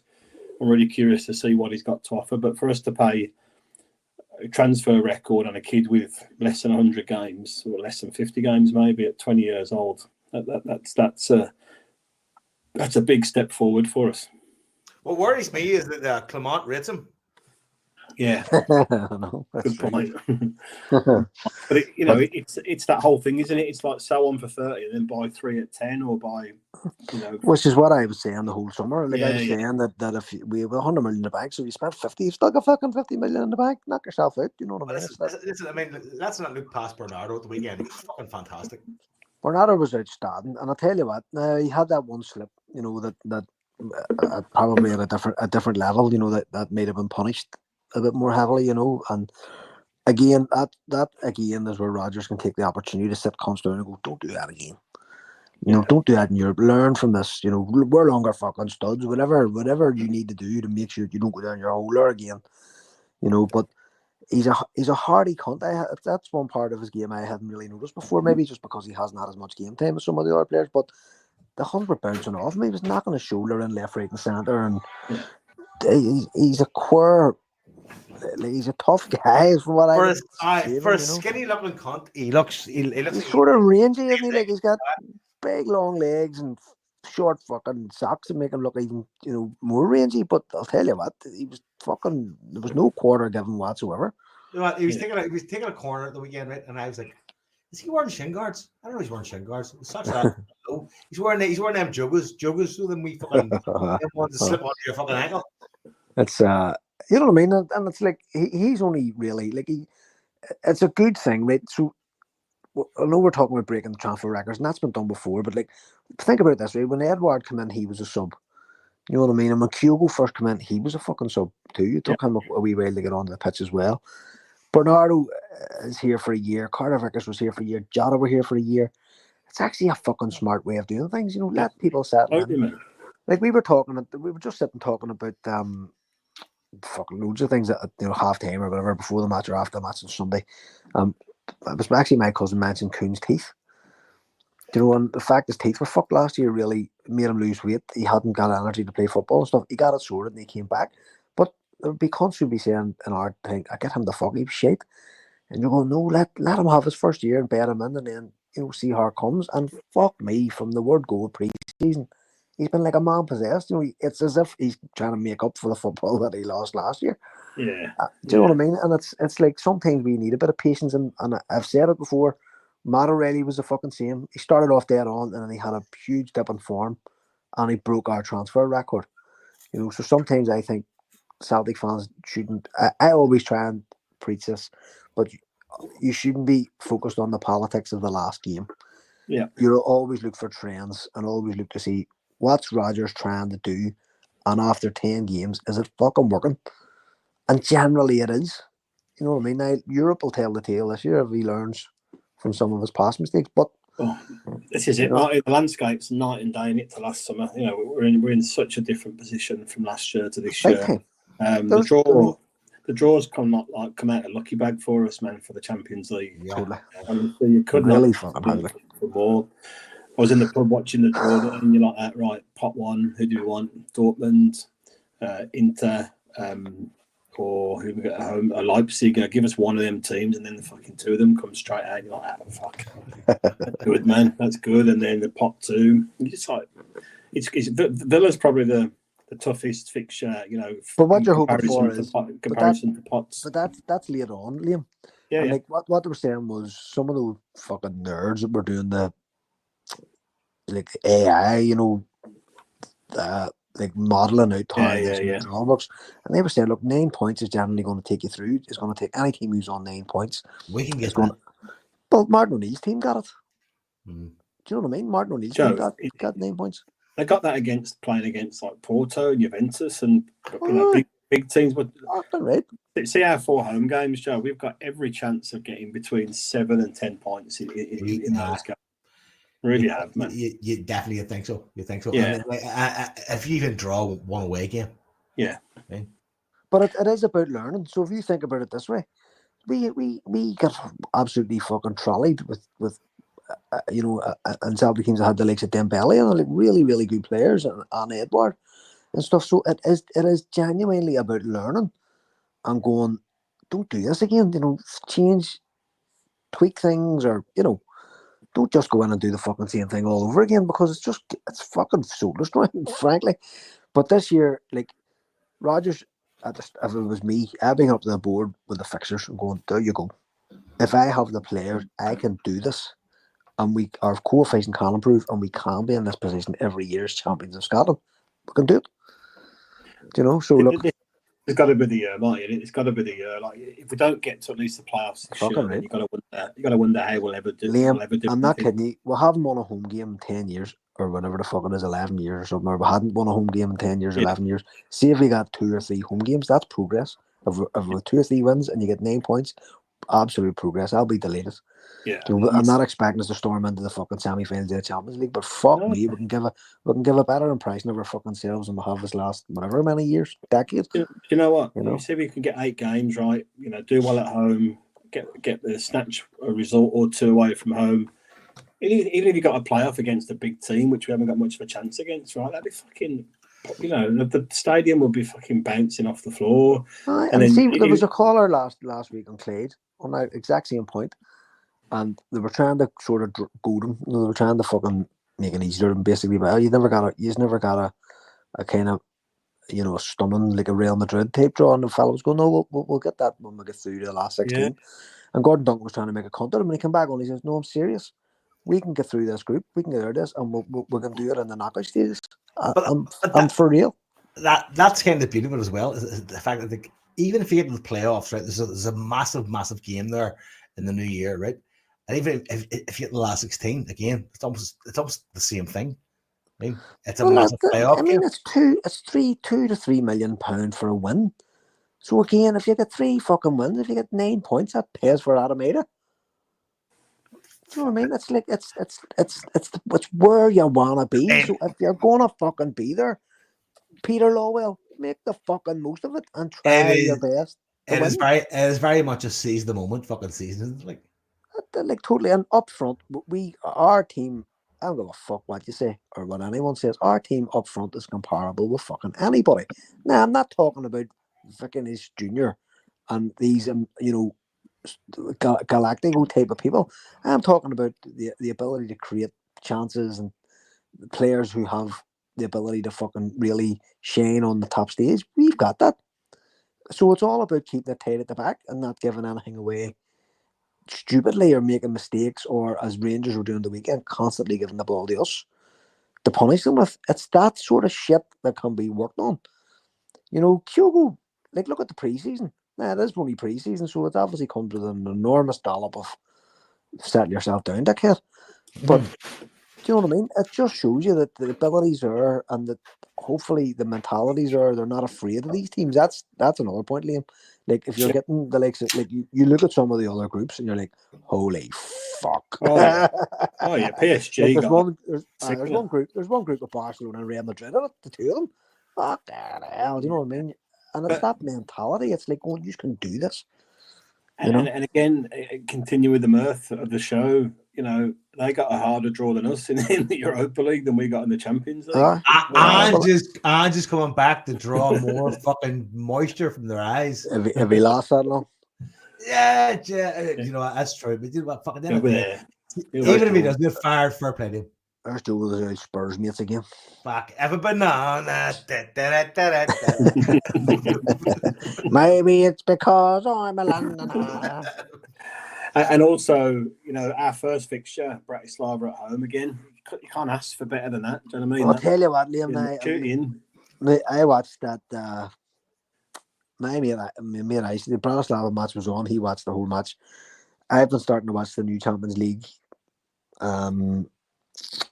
highlight show on the BBC, which is really good. If anybody hasn't watched it, it's on a Wednesday night. Very, very good wee show. But Bratislava actually looked brilliant.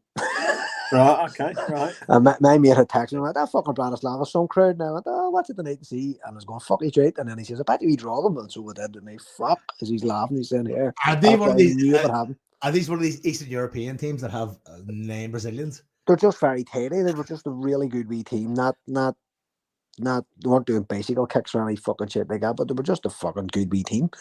Do you know what I mean? And look, it's the bottom line is like the draw has been kind to us, but all these teams are good. They're all in the Champions League. Yeah, of course. I mean, at that level, but you can't ask for any more than that, can we? One of the lower ranked teams at home. We're going to be off the back of a 2-week international break. Hearts are probably on the brink of sacking the manager. They've not won a game all season, lost 6 in the bounce. 6 losses. The stars have aligned for us big time this season. On top of some decent transfer business and on top of the manager back at the top of his game again now. He's the only thing that fucks us now is injuries, right? Because when it comes to the domestic and the European, I am the devil advocate, right? I'm saying we have enough strength and depth to switch good teams in and out of Europe and also domestically to make it feasible. The balance doesn't fuck up one or the other. Well, like as Liam said earlier on, we're coming off the back of an international break. Some of the players like Cal McGregor have retired. Carter Vickers come out of the ground the other day with a boot on, but he's not going to America either, so he has a couple of weeks as well to get his fitness back up and back to normal. Kyogo's not playing. He wasn't picked. So again, your fucking main striker is going to be all right. He's not fucking going anywhere, So it's a hoor of a season. Like, it's hard to do the Champions League playing that. It's such a high for players, but like even after the matches, like they're out to maybe midnight doing interviews and stuff. It's a different fucking kettle of fish. Like, I do think that's a big point though. There, as good as the squad is and as good as the transfer business was, you saw on the Friday before the Derby game, Carter Vickers never trained and people start shitting themselves straight away. And I still think him or McGregor or Kyogo not playing, even though we've got Eder and whatever. That's still a big difference for us in the Champions League and Schmeichel, I suppose. The spiny. Absolutely, Spain. Yep, 100%. So Engels might be someone that can come in and play where McGregor plays and not reduce the impact. That I haven't seen enough of him to know. Well, this was another thing I was going to ask you. So Engels is coming in, but like McGregor isn't getting dropped. He's the captain. So you've left with Hatate and Bernardo. Yeah. So, like, something has to give there because he's obviously not. He's not. We're not breaking the transfer record to let Engels sit in the bench. So I'm assuming that crowd Hatate is the one with his fucking. Well, I don't know. I'd say it's a toss up. Honestly. Do you know what? I just think you just have to say how good he is. I mean, you're gonna pick your best players, aren't you? So. But I think Rodgers is going to want him, bedded in for the Champions League. I mean, he's been called up for Belgium, so he's not going to be here for a couple of weeks. And fucking Christ, I need to hope the fuck he comes home safe and sound. Yeah. He might not play for Belgium. Actually, he might be just in the squad. So there's a chance that he wouldn't get on the pitch, which is fucking great. If that doesn't happen, but it's another reason why I always hate this transfer window because it always fucking closes. And you have a 2-week break, so you're not getting a chance to play your players or train with your players. They come back for a fortnight. They hardly know anybody. You have to get them into some sort of training regime that gets them up to speed with where they were with. It's such a bollocks. Like, I wouldn't say Hatate. I don't know who said that. Which one of you two you said? It was me. I think. Bernardo was brilliant in the last game, obviously, and he's got bags of potential. But I still think in the hierarchy just now, Hatate sits above him with McGregor, just based on how often he's played before that. So I would say if anyone's going to lose the shirt for Engels straight away, it would be Bernardo. But it'd be hard to drop him on the back of the last game, wouldn't it? Well, he's just paid out fucking 3.5-4 million quid for Bernardo, so I don't know. I don't know. And like Hatate last year, sort of making noises that he wanted to leave, and then he got injured. So it's been good this year. He's been really good this season. He's a good player. On his game. I mean, it's in one way, it's a brilliant problem to have. We could always sitting here going, "We have no fucking midfielders," but Jesus Christ, we've a complete abundance of them. It's a really, really good spot to be in. Yeah. I've got 5 minutes, guys, before I need to jump off. So, right. Well, let's cover some final home pain moments, though. Right. So, what have we missed? Just before the home pain, going back to Bernardo. Did anybody see him run there to the fucking dugout at the last goal? Brilliant, man. I love that. The view from there. You saw it on Sky. Brendan Rodgers was cheering. I remember was at Marty then just seeing this green flash behind him. as Bernardo took If off. you watch the unique angle, you can see him perfectly. You see him where he just fucking launched himself out of. Watch the unique angle, right? Unique angle catches because it's from the left side of the goal, right? The goalkeeper's side, right? So obviously, fucking McGregor hits a left-footed shot into the right side of his goal. Right? When he runs off, you can just see a guy in a green tracksuit just fucking launch out of the dugout and run down the fucking touchline, and he's the first guy across McGregor. I mean, fucking class. You know, it was like the entire day was amazing. See when I see your man Christoph Waltz, I was like, going, is that the cunt? I was like, that's his gunner. What's he doing at Celtic? Right? He's in Glasgow filming Guillermo del Toro's Frankenstein. Oh, Frankenstein, right. The Frankenstein version of your man Guillermo del Toro. The guy at the Pan's Labyrinth, the dragon. Yeah. Pan's Labyrinth, fucking brilliant. So, Joe, forget about them, right? We've done them. One thing I wanted to cover before we went, right, was just on the transfer bit, is the left back situation, right? Taylor. So Taylor, for me, he's playing bang on the top of his game just now. He's so confident. My favorite game. He's strolling it. He's strolling that game on Sunday, absolutely strolling it. But he's in the last year of his contract, which is mightily odd, unless he's asking for some serious. Rodgers did say he hasn't accepted the offer he's been given. Okay, if you watched the press conference from last Friday before the derby, I don't know if you watched it or not. Rodgers was eulogising about Taylor, absolutely eulogising about him. Hopefully, fingers crossed. Then there's some sort of movement on it. Well, this is a thing, right? We've signed Valla without an option to buy, which has really surprised me after what we've ended up paying for Ida.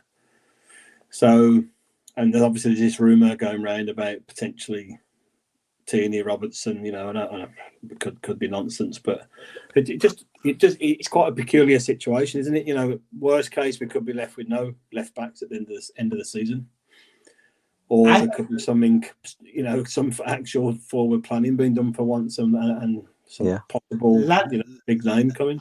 Leaving a player like Greg Taylor loose is fucking nuts to me.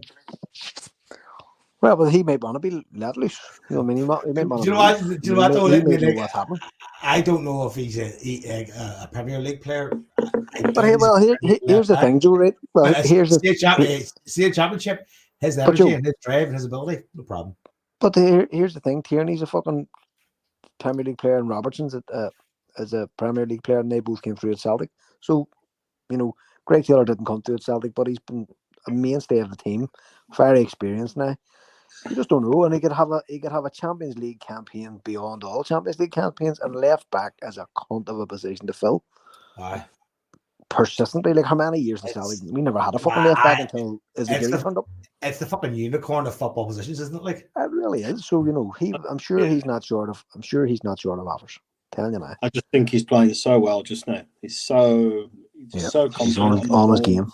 Yeah, big time. So you know, like, and despite that he's much maligned over the years, but I swear to God, all that guy ever needed was just chances to play, and he's got it at Celtic, and he's fucking just developed. Because I mean, he was always a hard-working player, but see, his talent has kind of risen now. I mean, fucking, he's so effective. Joe, see what Scott was saying last week? Like, I'm almost more excited to see Valla playing than I am the others, you know, the way he was described. So it's going to be really interesting when we see him on the pitch. Again, left back's a lot of analysis for anybody who plays there. Well, I mean, he's been tearing it up by all accounts there, and, you know, the way we play and the role that the fullbacks play just now, this inverted stuff and whatever. If he's as attacking as he is, and I've watched Barca a couple of times this season, they are playing off the fucking scale just now. So if he's anything like them, anything like that, part of me is a wee bit fucking Greg Taylor fucking fuck's sake. I love Greg Taylor that much that I kind of don't want to see anybody else take his place. You know what I mean? It's that kind of. No one's got a right to take his place, Joey. I mean, he's playing that well. I've not brought in a player of that pedigree not to get some proper game time. I would have thought. And that's the thing. I mean, that's the thing. But I mean, again, if he steps up to that, again, we probably can't keep him. But again, go back and listen to the Brendan Rodgers' interview last Friday and go near the end of it, he could not have spoke any higher about Greg Taylor. Yeah. So very, very interesting. And Joe, just sorry to spoil your bubble, but we'll have a season-long enjoyment with them. Don't you worry about that. It'll be a battle. You know, listen, at some point, I'm going to have to kiss Greg Taylor goodbye. Right? So I'll need that. Again, same as Joe Hart. There's a thing we didn't talk about. Like Joe Hart turned up, not only turned up to watch the game, but turned up in the fucking tunnel. The mad cunt was on Football Focus the other day wearing a pair of shorts. We're getting them dogs abuse. He turned up a tunnel at Celtic Park with a real fucking into these cunts fucking shaking their hands. He was carrying a Celtic cup. Could have been coffee. Could have been full of vodka. Peyote. Who the fuck knows? Joe, I found that whole halftime experience quite weird. Not being in the lounge trying to neck 2 pints of cider in 10 minutes. So it was weird being sat in the stands again, just seeing what goes on the pitch. Class. Yeah. Class though. I mean, fucking that just shows you a guy like that was truly affected. Anyway, we are fucking wrapping it up to fuck. It is an hour and 40 minutes, which just want to pass on my best wishes to Scott as he wrestles his hangover. Yes, Scott. Listen, just into don't say third day, like, this is bad. I know he's in Beetlejuice territory, isn't he? Yeah. He's lying there going, So I was there this week though. I was there, so he's all right. He can come through. I'll be waiting at the end for him. Fitness test. He failed the fitness test today. He did. You know, this should have been Monday night, but you know what? There was no chance. There were some corpses in the closet, so we had to I like the way he said it. It's reached the snotters and sore throat stage. I think he means snotters and tears, I think is what he means. Snotters and sore throat. Aye, sore throat means I sound emotional. When I speak, I go, oh, fuck's sake. Folks, we need to see what sort of black hole the legend Jason's in when he gets back. That bastard's loving 5-week holiday. He's floating around the basket. Here, by the way, we haven't shared the video. By the way, Jason Higgins is appearing in Athletic Bilbao videos in a cinema near you on a mobile device near you at any time. You know what? I need to find that right now before we need to finish on that. So, J-Bo's he's in Bilbao for what, 2 weeks? He might never come back, I reckon, mate. He's the man there, isn't he? The senior cabo of the Athletic Bilbao just like doffing his cap at him as he's walking through the town. What the fuck? Yeah, it's fucking. Now, as Joe said last week, he's the Lord Mayor of the globe. 100%, man. 100%. Here, by the way, Liam, can you explain this guy with the dog? It's at Celtic Park. I was just up at the shop earlier, mate, and then some big fuck-off dog with a Celtic top on right outside the door. I know, but that's fair enough. But the dog had a Celtic top on, and the guy was taking photographs. Yeah, I know. And his wife was in buying the dog a ball, a Celtic ball. The dog looked like a fucking bear. It was, man. It was all a bit surreal, mate. Put a fucking saddle on it. He got a road at home. I hear, Marty. You also explained the video that you sent us about the boy drinking the pint in Girvan. Is it Girvan? Belter. There's a wee bar in Girvan there because sometimes you have an hour to kill, before the ferry. So all the Belfast ones fucking pale and just have a drink. But it tends to be like it's a one horse town. You know what I mean? We tend to just take the bars over, but there happened to be a Hun.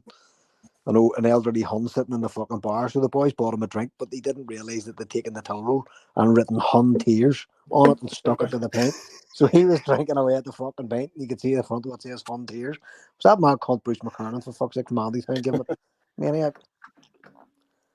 Here, by the way, we've already shared this video. So if you're on our Twitter, the retweet is from @DannyLast. It's one of the great club anthems. Himno del Athletic Club, or Athletic Club Ereskia, Southern Italian Bass, right? And if you watch it, it's 43 seconds long, right? But there's a guy in one of them Celtic Screamadelica Palestinian caps. You may recognize his mug. And so J-Bo's a bucket hat too. Man, Teddy, the man lives a life. Fair play to the fucking guy. That's what legend, man, a legend. Right, wrap this up because Liam needs to go. Wrap it up to folks. We'll see. Was it international breaks? What, 2 weeks? Is it? I will be on again. We'll be on with my fucking pump scallop. I will be on the fucking a week Friday before the Hearts game, so we can get. And I'm sure Scott will have some one-on-one with some fucking Slovan Bratislava farmer. Who the fuck knows? Right? Hey, folks, take care of yourselves. Hell. Cheers, boys. Iggy,